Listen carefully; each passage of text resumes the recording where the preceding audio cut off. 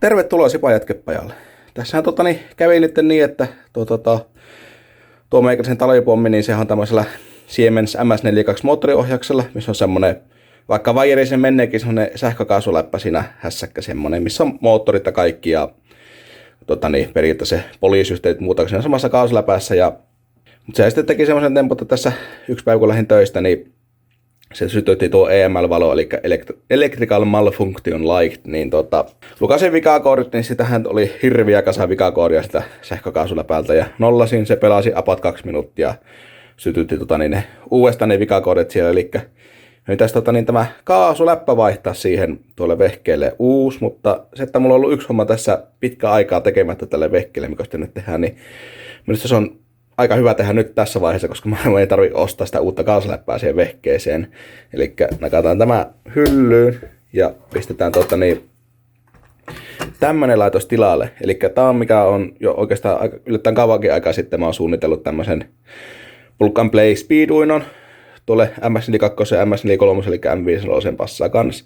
Tämä käyttää tämmöstä DIFin Core 4, eli tää on periaatteessa semmonen speeduinossa käytettävä Arduino Mega, mutta täällä on sitten kaikki periaatteessa, lähes kaikki mitä moottorius vaatii, niin tällä levyllä valmiina. Eli tässä Bemarin tapauksessa tämä on vaan vaatinut sitten lisäksi sytkäkivet, koska tässä ei ole semmoisia sytkäpäätteellisiä puolia, vaan ihan tyhmät puolet, niin nämä ohjaa niitä vakiopuolia. Ja sitten lisäksi tämä vaatii vielä pari konkkaa ja mappianturin, täältä menee mappiletku, niin periaatteessa ne on ainoa mitä tämä vaatii, että saa koneelta pyöristä. Tässä on vielä lisänä, tässä on Spartan 2 OM laajakaista ohjain, eli saadaan suoraan laajakaista anturi kiinni tuohon. Näissä mä tahtoin, että näiden Spartan 2 saatavuus on välillä aivan surkeata, niin tässä on myös uudemmassa versiossa mahdollisuus pistää ne DIFin Tiny VB, mikä on käytössä sama hintainen ja tekee sama mikä tämänkin, niin tämän tilalle. Ja sitten on myös Bluetooth-paikka tuossa.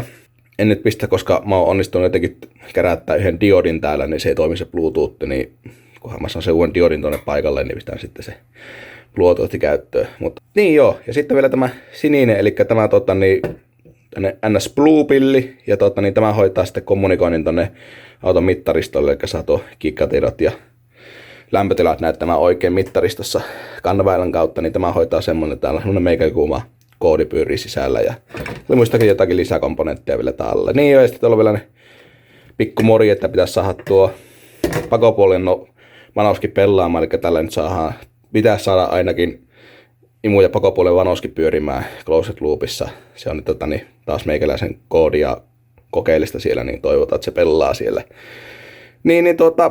Tämä on ollut pitkä aika tarkoitus pistää tuohon paikalle, että pääsee paremmin säätämään, tai mä kyllä pystyn vakiotekin hyvin säätämään, mutta jos mä vien penkkiin tämän vehkeen, niin sitten menee nihkiäksi, niin laitetaan tämän, niin saa helpommin säädettyä penkissäkin tämä homma. Moottori kohdalle, että saa säätää itse säätää, eikä tarvitse minun koskia siihen hommaan.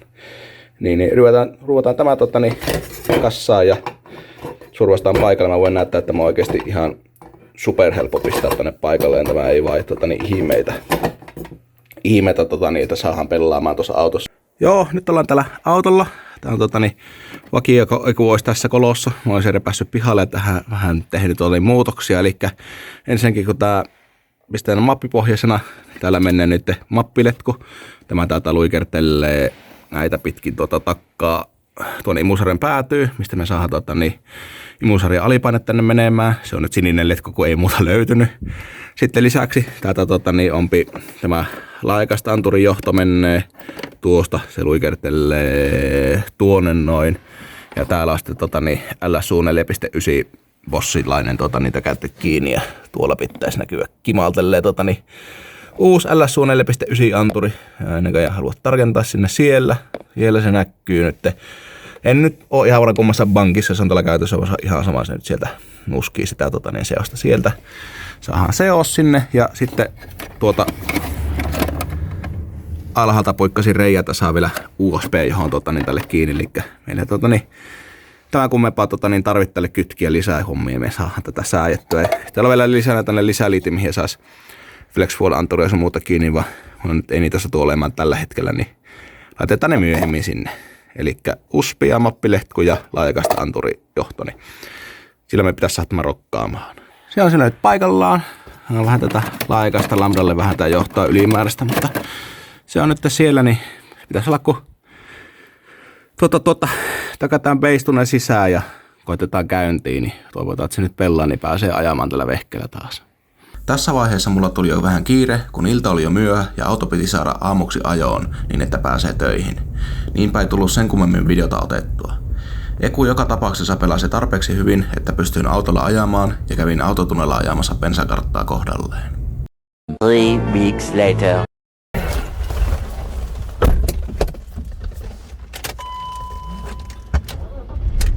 Kopista niin kuulee yksi ei kaukana.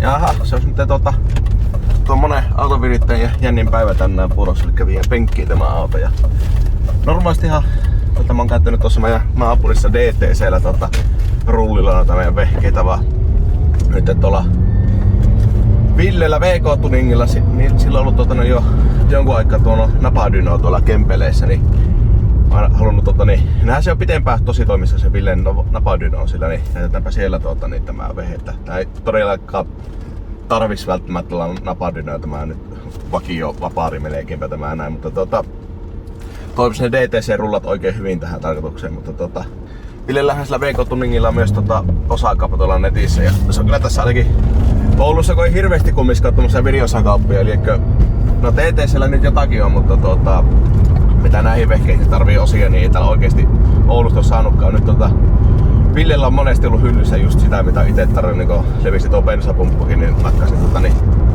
tähän semmosen, mikä se oli, aiemmin 340 LPH E85 pumppu, niin Ville löytyi suoraan hyllystä sellainen pumppu, niin kävin vaan hakemassa. Niin monta kertaa pelastanut, että kun suoraan täällä Oulussa saa tavaraa, niin se on oikein hyvä ollut tässä näin. Mutta vien tosiaan tämän penkkiin tuolla Speedunolla tuolla, ja nyt mä oon säädellyt tätä jonkun verran. Käytännössä vanoksille nakkasin käytännössä vakioikuista kartat sinne. Sitten synkkäkartta on joku, mä en muista mistä mä sen tempasin. Ja sitten bensakartta mä oon lähinnä vaan ajellut, ja sitten Megalopieferillä sillä VE-analyysellä yritän aina VE-kartan läpi. Niin tässä on semmoset säädät tässä sisällä tässä vehkeessä nyt, että tuntuu, siis täällähän ajaa nyt niinku vakioautolla, tässä ei oikeastaan mitään ihmeellistä.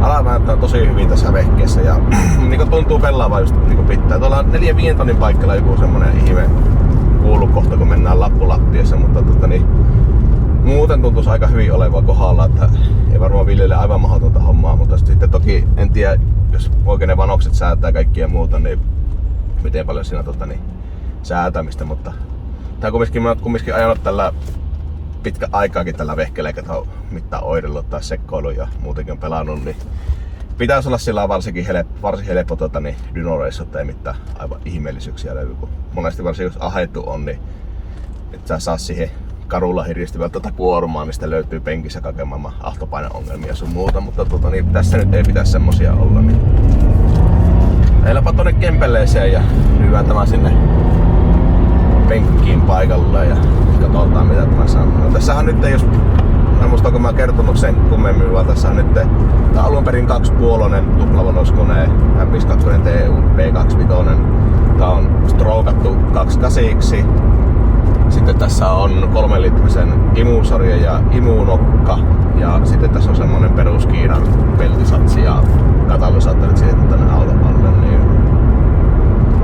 Niin, se DTC-penkkihan on semmonen, että se laskee se konetehoon sieltä suoraan, mutta tämä Villen Navadyno, se kertoo suoraan vaan navoilta sen tehon, niin mitähän se tekisi navoilta? Siis ainakin 200 sitä pitäisi niin minun mielestä navoilta irrota, niin tämä pelaa varmaan enemmänkin reilunkin, jos niin kaikki on ok, mutta saa nähdä. Minun mielestä ainakin 200 pitäisi navoilta irrota tässä näyttää. Ja vasta niin, onko 210? En tiedä. No katsotaan, sepä selviää. Nyt jos tulee Hyvinkäälle 200, niin tietää, että ei oo kunnossa systeemit. Ja itse asiassa mä oon väärällä kaistalla tässä.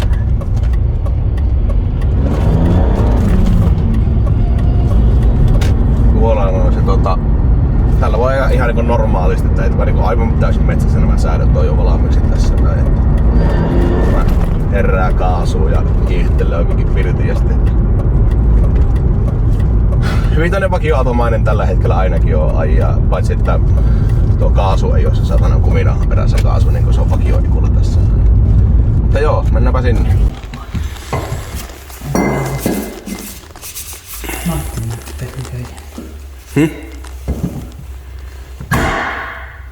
Melko nafti sovitus.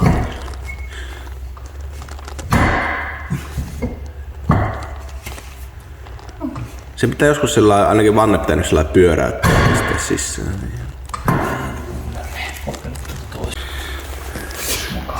Ei olekaan 74.1 vaan 74. Vähän tiukka tämäkin. Mennään.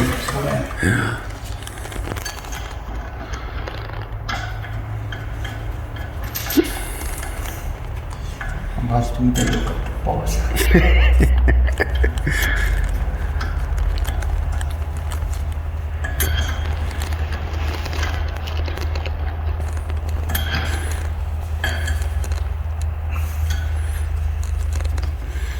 Onko tässä takapuskuri on päreinä ja etupuskuri on maalaamatta ja se on se helma sen näköinen mitä se on. Ja sen puolen ovetkin on ihan karmien näköiset sieltä sisältä. Niin on tuossakin. Ja se helma on, tai se kaari on sen näköinen niin kuin näet siinä. Ja Näyttää ihan samalta kuin tuo. Niin äkkiä menee kesään oissa jo.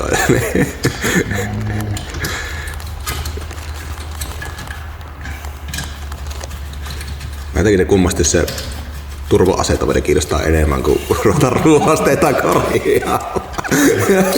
Se on kyllä kuullut.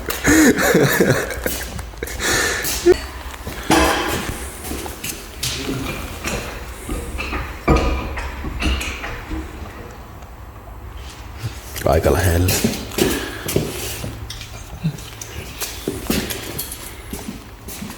Ei niin näe tätä sisälle päin sojottaa tuo.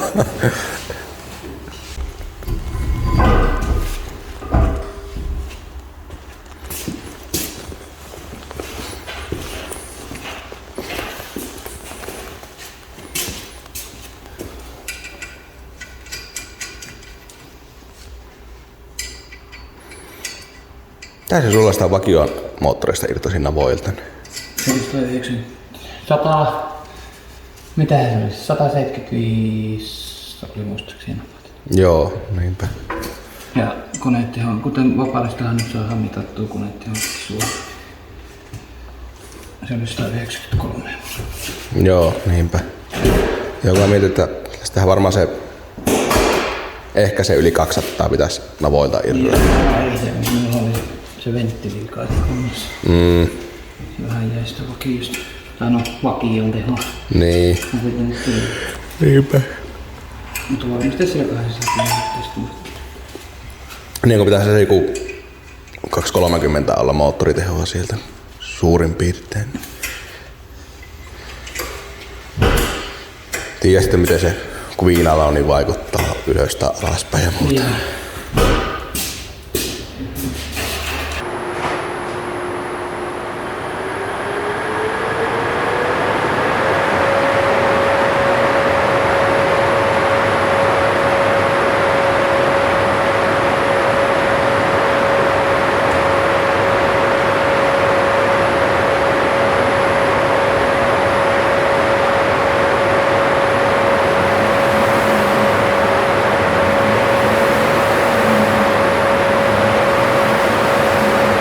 Two hours later.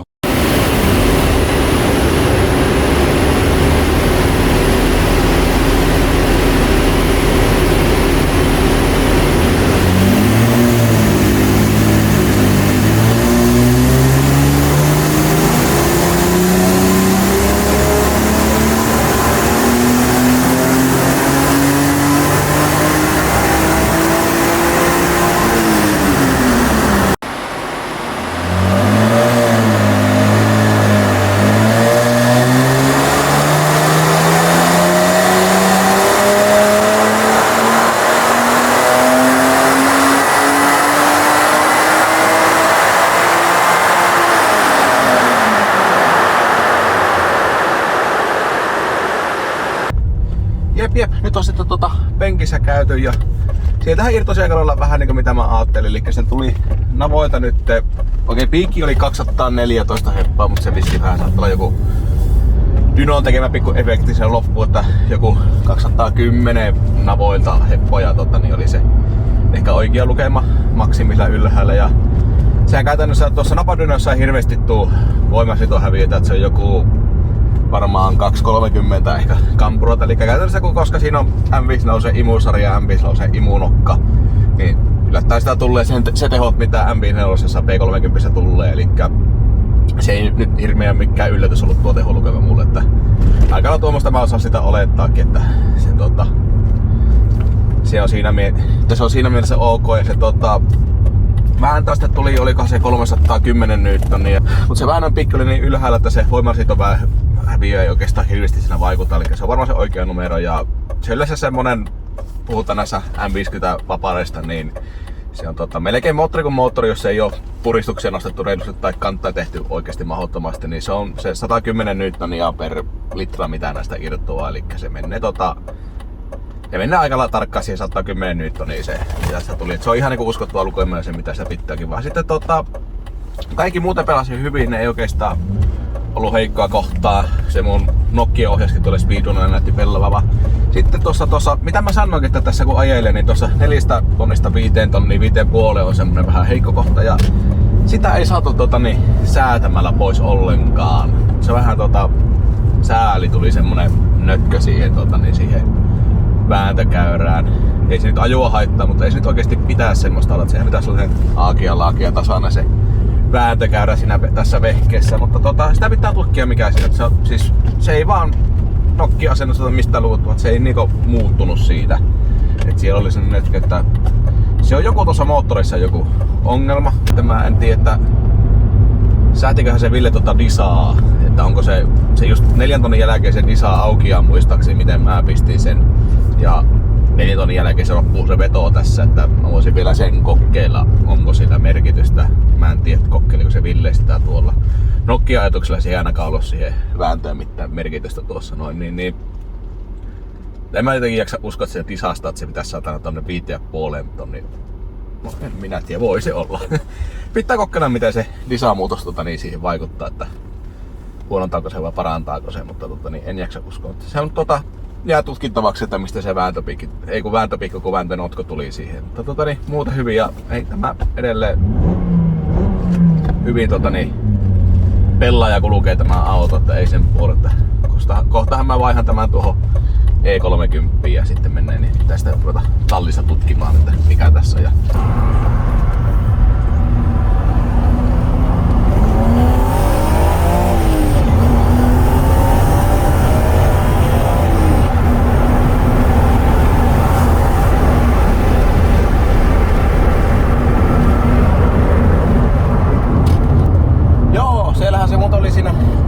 Se vika, että se tuli se vääntönötkö siinä. Ei sillä lailla niin ajattelin, että se olisi pitänyt pitää päällä, vaan nimenomaan se, että se oli pikku puki tuolla softassa, mitä oikeastaan huomannut mukaan aikaisemmin ennen penkki, että se disa oli koko kierrosalueen päällä kaasupohjassa. Niin se olisi pitänyt just sen 4 tonnin jälkeen mennä pois päältä, mutta se ei mennyt, niin sen jälkeen se vääntö nötkähtää alaspäin siitä. Eli se disalla on oikeasti aika iso merkitys näissä tuplavanoksillissa, että miten se vettää tasaisesti. Mutta nyt tosiaan niin kuin varmaan ehkä huomasitte tuossa kiihdytyksestä, niin aivan pirun hyvin vettää parista tonnista 7 tonnia on koko ajan semmonen persetuntumalta täysin tasainen vääntökäyrä. Ja tosiaan vähän nyt harmi, kun ei penkissä saanut nyt tämän hetken tilanteesta käppyrää pihalle sieltä, mutta niin ainakin persedynossa niin se mikä se tuntuu aivan selvästi se väännön tippuminen 4 tonnin jälkeen, niin se on nyt kavonnut kokonaan tuosta. Eli se vettää aivan silkinpehmeästi tonne 2 tonnista punarajalle asti, eli ei minkäännäköistä heikkoa. Todennäköisesti siellä nyt on jos yhtään muista miten se disa käyttää vakioekun kanssa, niin todennäköisesti yläpäässä on vielä enemmänkin tehua mitä se oli se 230, 235, eli mennään varmaan sinne 240 todennäköisesti tällä hetkellä tehojen kanssa, kun tuo disa pelaa, mutta se on vaan nyt ihan spekuloitu tällä hetkellä. En jaksa sen tuon takia mennä penkkiin, että tää nyt pelaa helvetin hyvin, vettää tasaisesti kaikki, että kun sai sen pikkupukin noissa ohjelmoitavissa outputista kuriin sieltä, niin nyt ei sen puolesta ongelmaa, että voi lopettaa se spekulaatio, että mikä siinä on vialla. Mutta niin kuin näette, niin täällä alkaa olla täys kesä pikkuhiljaa Suomessa. Tämäkin Eku-projekti on nyt verinyt tässä monen kuukauden ajalle erinäisten lisäohjelmien takia, mutta nyt tosiaan jos tänään veisi tämä auton tuonne talliin ja tuossa E30 vihdoin ajoon, niin katsotaan kesällä tätä lisää sitten, eli varmaan vihdoinkin jos maalaan osia ja tekisi ne ruostehommat. Siinä on muutamia pikkupäivityksiäkin mulla on tuossa mielessä, niin pilastaa vaikka ne niin äkkiä tähän loppuun ennen kuin lopetetaan tämän videon ja katsellaan sitten. Varmaan syksymällä tulee lisää videota tästä autosta, mitä on kesäaikana tehtyä, toivottavasti. Eli tämmöstä täältä löytyy, eli tuossa jos ei välittömästi kun tunnista, niin tuo on tuo ZF:n GS6 37DZ Loota, eli mikä perus näissä E9X ja E6X 320 tai 2 litran dieseleistä, mikä on se laatikko. Tämä on oikeasti, vaikka on NS pikkudieselin perässä, niin on oikeasti ihan järkyttävän kestävä tämä laatikko. Paljon käytetään täällä Suomessa driftinkin hommissa, vaikka missä muussa näitä, IP:stä huusin tämmösen, tuo itse asiassa, näitä on nyt 2, tuo mikä tuolla on, niin taisi huutaa saalla 20 ja tämä oli 95 €, että ei niin hirveän kalliita, varsinkin IP:stä saa tosi halvalla tällä hetkellä näitä, niin mä että pistän talven aikana se saatana rohisevan Ketrakin tilalle pistetään, tai siis mikä on talven aikana rohisi se Ketrakki, niin sen tilalle pistetään tuo, ja sitten mulla on siihen sopivaa kartaa, niin sitten mä en tiedä, onko tuo edelleen samalla CV:llä vai isommalla, mutta kumminkin niin ainakin tuo etupätkä on oikealla tuommoisella liitoksella tuo niin saahan paikalle. Sitten toki tälle pitää tuo kytkilevy ja muuta vaihtaa, kun tässä on tuo moniurainen tuo kytkimen paikka. Mutta että sais vähän nyt tosiaan kun se perälyhenti, niin se vähän ehkä kaipailee sitä ylivaihetta matka-ajoa siihen, niin tässähän tuo 6 onko se 08 jotakin, niin saa se ylivaihteen. Toki tämä kun on dieselin loota, niin tässä on ne 1 ja 2 on aivan turhan taas lyhyellä välityksellä, mutta edelleen se vähän tuntuu, että se ei haittaisi, jos pikkusen lyhyemmät ne 1 ja 2 muutenkin, niin katsotaan meneekö ne liian lyhyeksi tällä näin sitten, että saadaan miten käy, mutta mä en oikeasti jaksa enää sitä Ketrakin meteliä kuunnella, muutenkin se on niin paska vaihta, niin nämähän vaihtaa tänä kuuma vetsi voihin menneet niin vaihteet sisään, niin pistetään. Tuo tosiaan tuo toinen tulee sitten uuteen projektiin, mistä toivottavasti joskus tässä kohta kerkien tehdä videonkin. Se on siinä semmonen homma.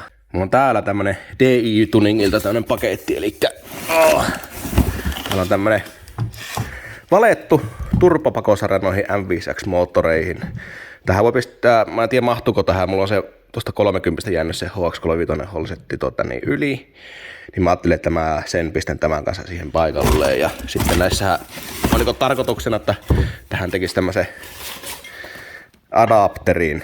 Tässä oli mukanakin tämmönen, että ne adapterit saa mihin haluaa sen turbon tässä. Että kunnon perinteinen valopakosarja, mikä kestää kunnolla käyttöä. Että se nyt on oikeasti, nämäkin toimii aivan laistasti, koska turboautossa se riittää, että se pakokaasu menee täältä reiästä tänne reikään sen ahtimelle. Sillä muodolla ei ole niin hirveätä merkitystä oikeasti, ellei oikeasti tehdä jotakin kisavehettä. Niin käyttöauto on oikein hyvä tämmönen.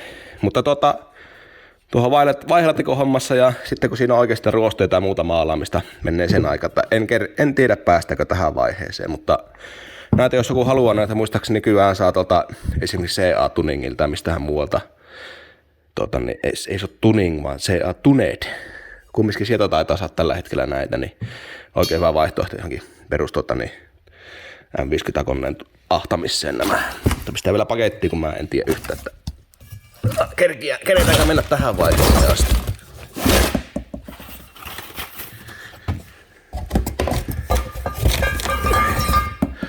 Tai eikä siinä, katsotaan syksymällä mitä on saatu aikaisin tuohon autoon. Sitten varmaan tulee videota ensi kerran.